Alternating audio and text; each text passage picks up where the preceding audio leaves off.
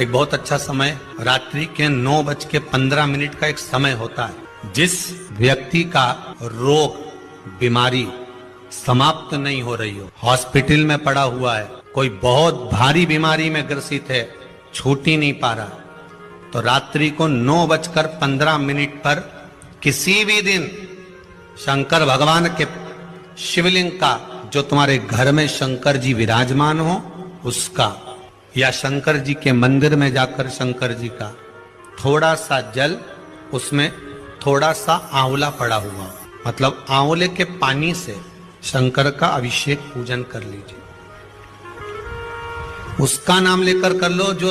रोग से ग्रसित हो। 1 दिन 2 दिन 3 दिन करोगे, वो हॉस्पिटल से छुट्टी करके आ जाएगा।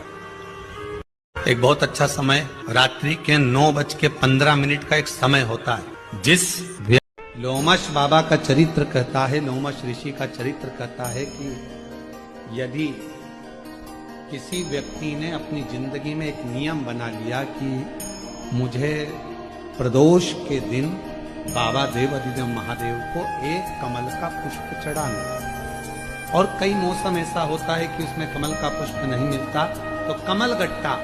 बाजार में मिलता है, देखा है आप लोगों ने, काला कलर का होता है कमल गट्टा। एक कमल का गट्टा भी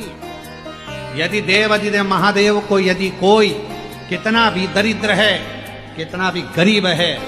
उसका कोई व्यापार नहीं, कोई व्यवसाय नहीं, कोई नौकरी नहीं, कोई चाकरी नहीं, कितना भी परिस्थिति से मारा हुआ व्यक्ति है, अगर उसने प्रदोष नियम बना लिया, प्रत्येक 12 महीने का मैं नियम लेता हूं और पूरे 24 प्रदोष मैं बाबा को कमल का, जिस समय पर कमल का पुष्प मिले, जब लगने लगे कि बहुत तकलीफ हो रही है जीने में, जब लगने लगे बहुत तकलीफ हो रही है जीने में, तो मेरे कुबेर भंडारी को बसा लो अपने सीने में। वो तकलीफ में, वो कष्ट, जब लगने लगे कि बहुत तकलीफ हो रही है जीने में, जब लगने लगे बहुत तकलीफ हो रही है जीने में, तो मेरे कुबेर भंडारी को बसा लो अपने सीने में। वो तकलीफ में, वो कष्ट, जब लगने लगे कि बहुत तकलीफ हो रही है जीने में, जब लगने लगे बहुत तकलीफ हो रही है जीने में, तो मेरे कुबेर भंडारी को, कि जिस हाल में सब बैठकर बात करें, आवक जावक की बात हो, व्यापार की बात हो, लक्ष्मी की बात हो, प्रेम स्नेह की बात हो, आपस में बैठकर सब चर्चा कर रहे हो, अगर वहां छलनी होगी, झाड़ू होगी, तो बैठे बैठे बात करने में विवाद चालू हो जाए। कि जिस हाल में सब बैठकर बात, इसलिए क्या कहा गया,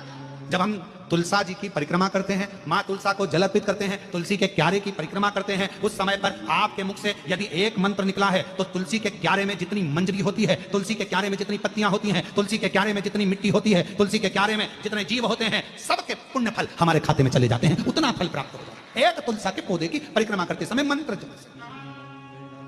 ओम जयंती मंगला भद्रकाली कपालिनी दुर्गा क्षमा शिवा स्वाहा स्वधा नमस्तुते। ओम जयंती, इसलिए क्या कहा गया, जब हम तुलसा जी की परिक्रमा करते हैं,